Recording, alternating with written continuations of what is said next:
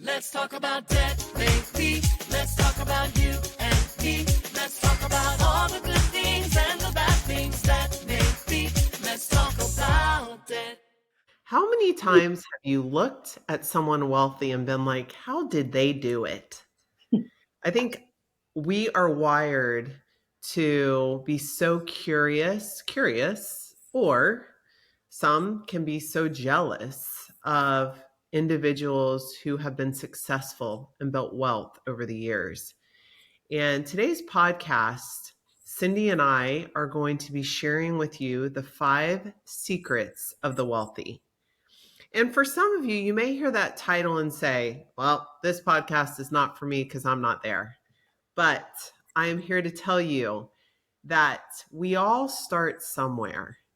And so if you can listen to this podcast and recognize the 5 secrets of the wealthy, our desire is that it will guide you and lead you into this idea of eliminating your debt. But once you do start to grow your wealth, how you live as you build. And these 5 tips, I know I've read over them. Cindy, you and I have discussed them and talked about ways in which we can implement even today.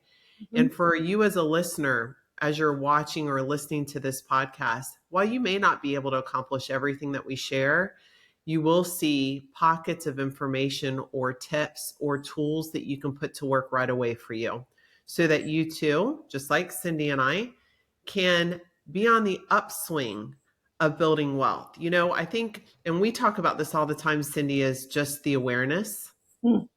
Yeah, awareness is key. That's where we start. Yeah. It is. And I think that even when we went through this exercise, we became aware of specific areas in each category, right? And we've been Yes. doing this for a while. Yes. So for anyone who's listening or watching, they're just going to be able to actually take in this information. I would encourage you to take notes. We'll have the show notes on this episode. It's going to be a great one because we are truly giving you the 5 secrets of wealthy individuals. So with no further ado, and I'm so glad to be sharing this with you today again, Cindy. So the first one being, what is the first tip of the wealthy? The first tip is To pay yourself first. which is such an interesting tip because a lot of individuals in the financial industry who are helping people with credit card debt would say the complete opposite. Mm-hmm.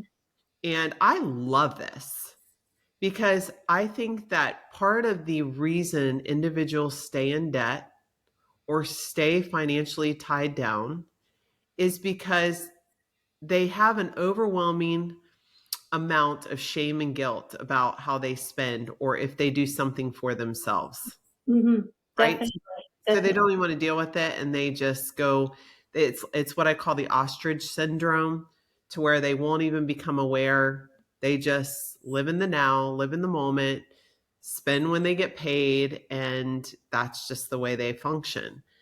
But when I look at this first step of the wealthy and say pay yourself first, I'll tell you what I hear. And that is, just like I've preached, wealthy individuals invest first and live on the rest. People who Yeah. tend to be broke live and invest the remainder. Yes. And I think it's important that we clarify we have so many different types of listeners that when we say pay yourself first, we mean investing your money, which is paying you over the long term and over the long run. And the average human being, especially in this world right now, we're short sighted. And I don't mean that in a judgmental way, more of a curious, but we are short sighted in that we just see one foot in front of the other instead of looking the next year, the next 5 years at how I'm paying myself first by investing and what that's going to mean for myself and my family. So good. I know we talk a lot, Cindy, to individuals on clarity calls about a high yield savings account, Yes.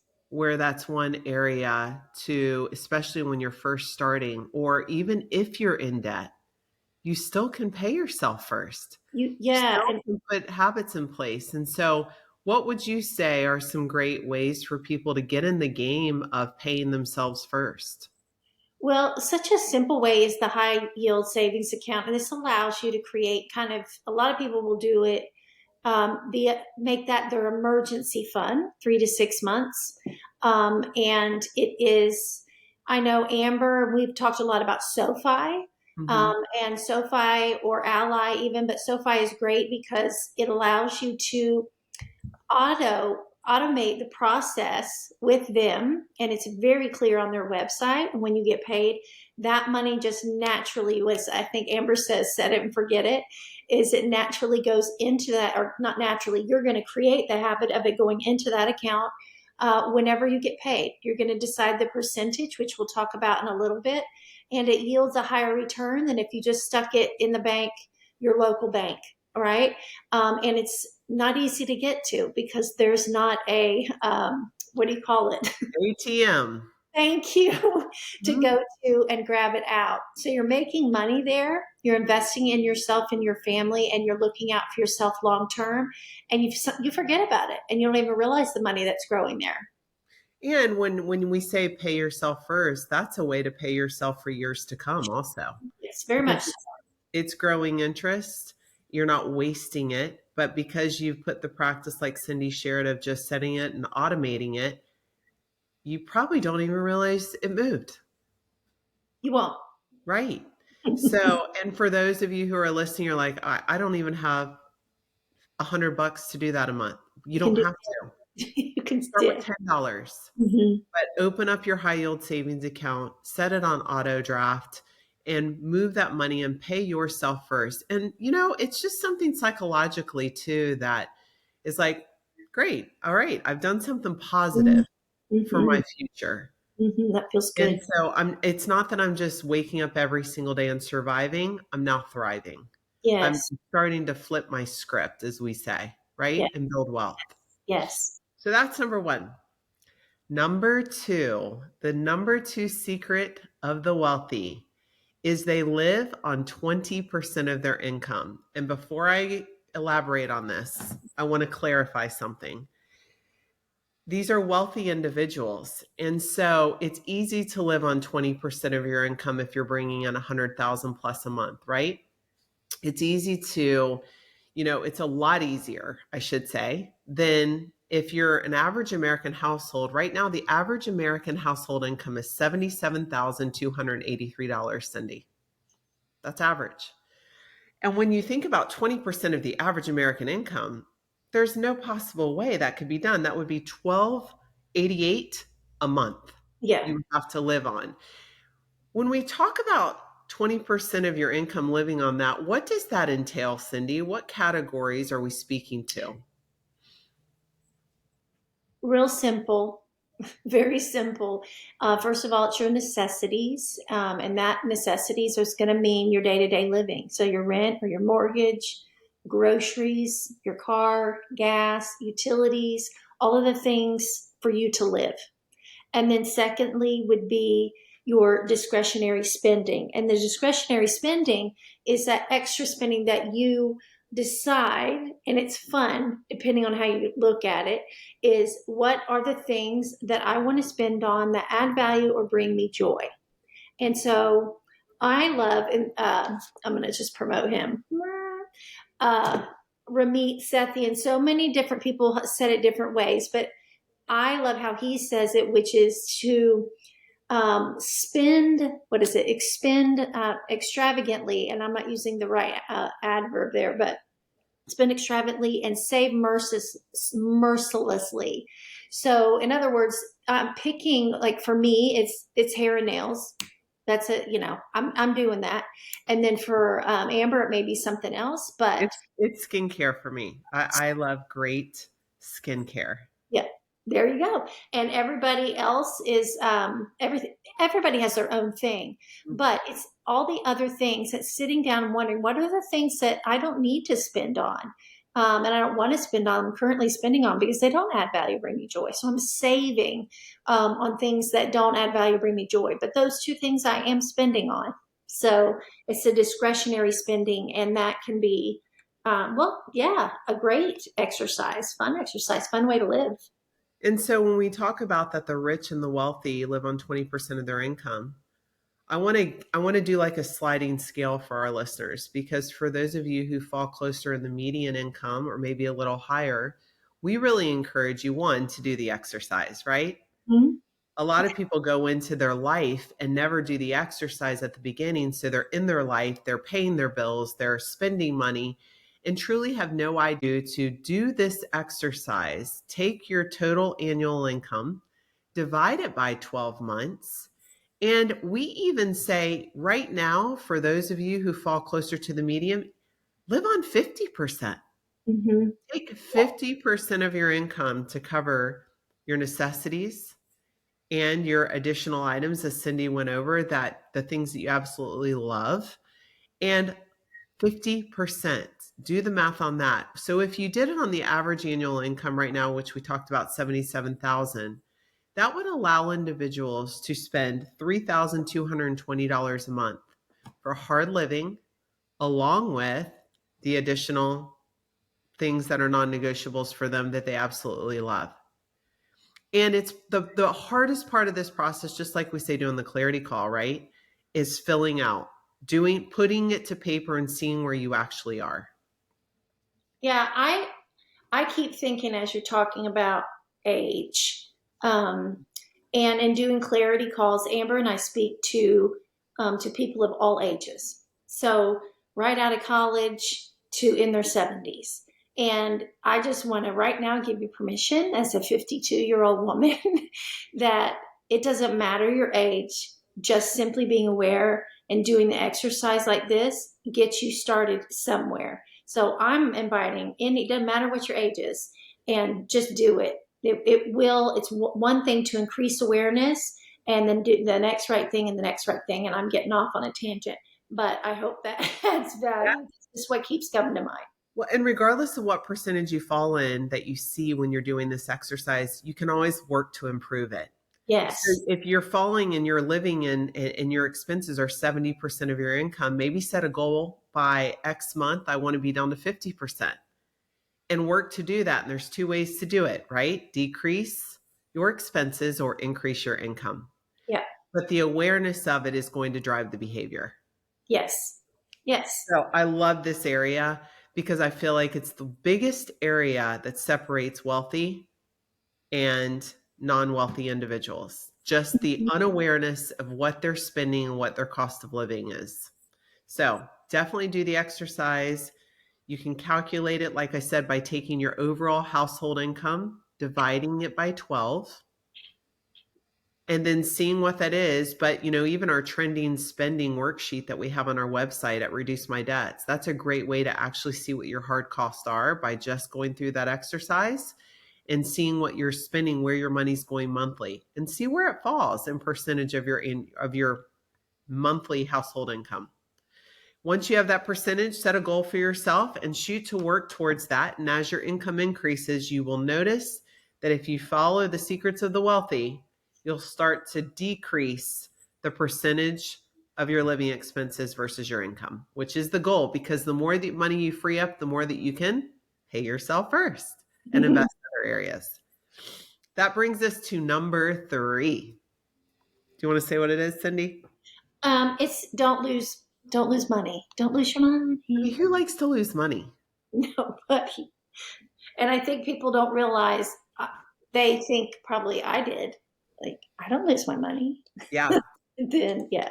There's so many areas to lose money in, but one of the secrets of the wealthy not losing money, I think, is just being so aware of the things that they're spending on, the things that they're investing in, the banks that they have their money in. They know where their money is at all times and they keep it simple.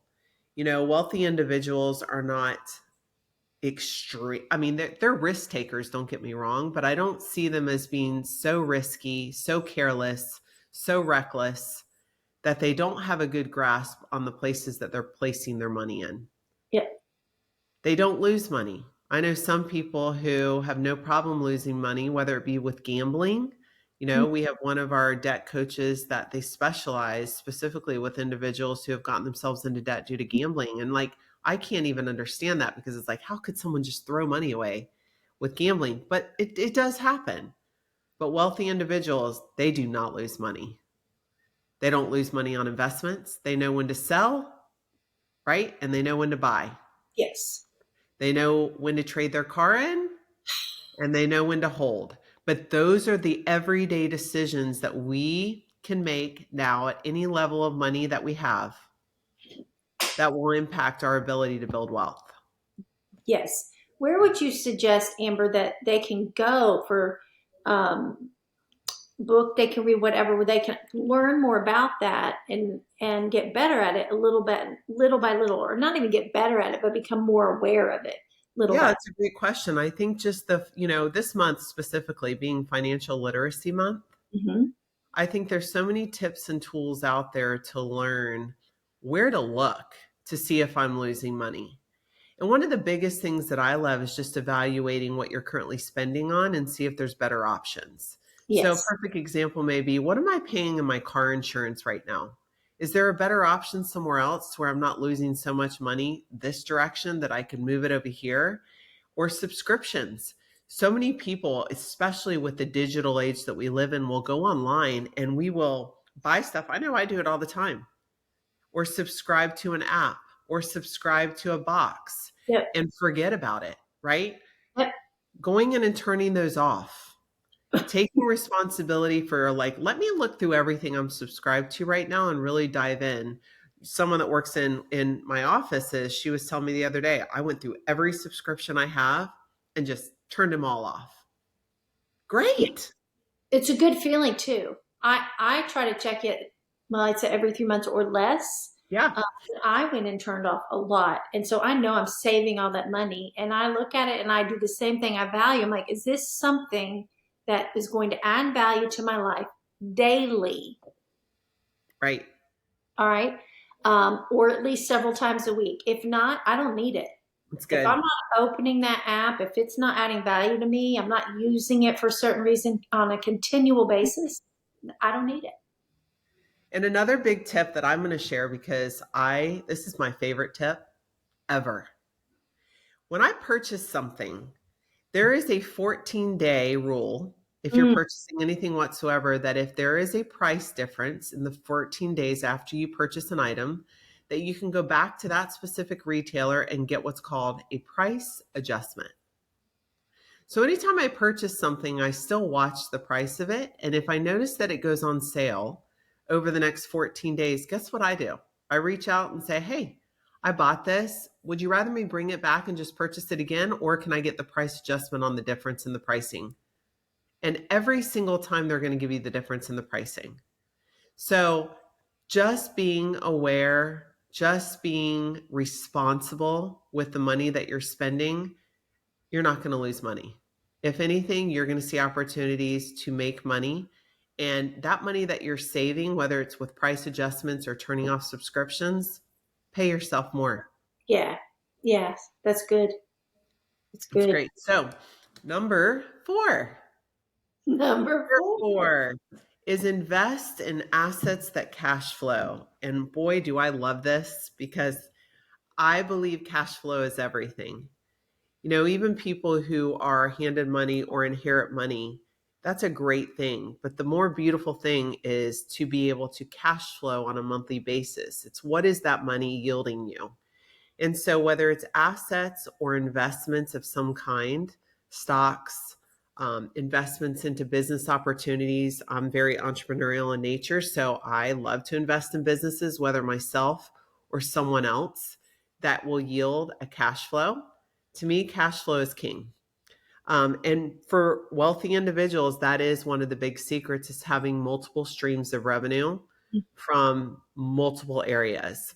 So for those who are currently working, how can they invest in assets that cash flow? Well, one of the biggest things of investing in assets that cash flow would be real estate. Like, real estate is one of those assets that if you can start to get in the game young, you can rent out that income, it's cash flowing for you. Oh, and P.S., it's Yeah. appreciating, right? It's appreciating over time. So it truly is an asset that you have on your books for a very long time. And are you referring to just real estate or like investment? Investment? real estate or Well, investment real estate in this sense because it's an asset that's going to cash flow right? because the rent is the cash flow. Okay. Most wealthy individuals are business owners. And that's really what I think that they refer to when they say invest in assets that cash flow. It's businesses because these businesses provide a way of life and then they're able to down the road sell those businesses as an asset, right? It's sold off. That's the ultimate goal. They build to sell. The last one, and probably my favorite ever. In fact, there's actually a book that talks about quadrants of building wealth. And this is a big one. And it is move passive income, more passive income, than earned income. And this is a hard one for people to really wrap their brain around. I think it was for me too. When I worked 9 to 5 jobs when I was really young, I could never understand, like, well, how do people do multiple things? How do you break out of the one job, this is the only income I can drive, and it's going from one employer to another?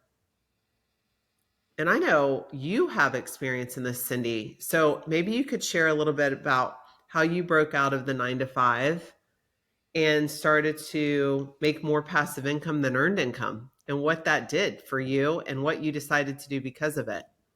Well, first of all, I want y'all to know this was when I broke out of the 9 to 5. It was 2005, so it was a while ago.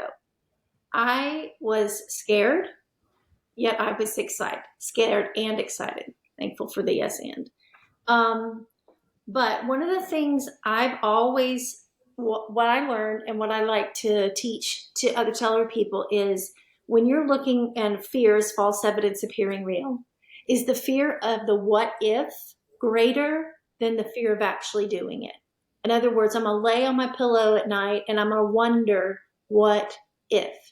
If that continues, to be what happens, you have your answer. And plus, indecision is a decision.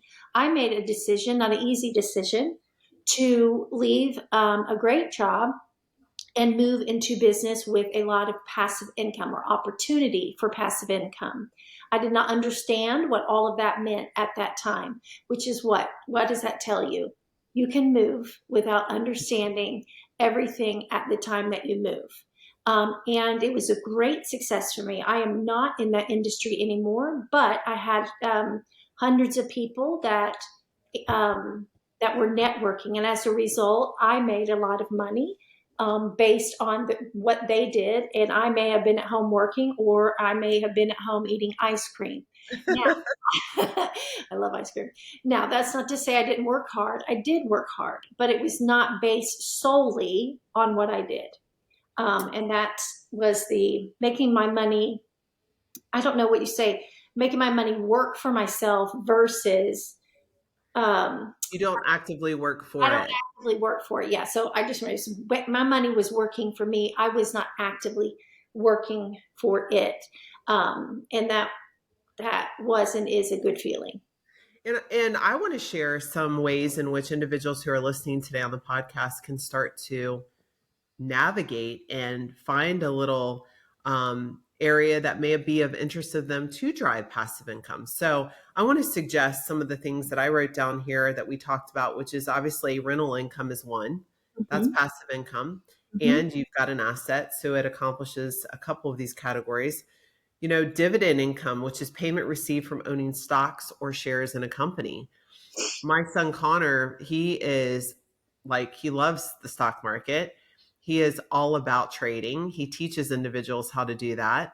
And that's a way for him to make passive income. I mean, the kid will go to school all day and then come in and make more money than most people make in weeks, doing this trading. So there is an opportunity with trading if you don't know how to. There's so many individuals who are teaching it. I know he has a company called Level Up, to where it's a Discord that you can join, and they have coaches on there that actually coach you what to do, how to do it, and when to do it.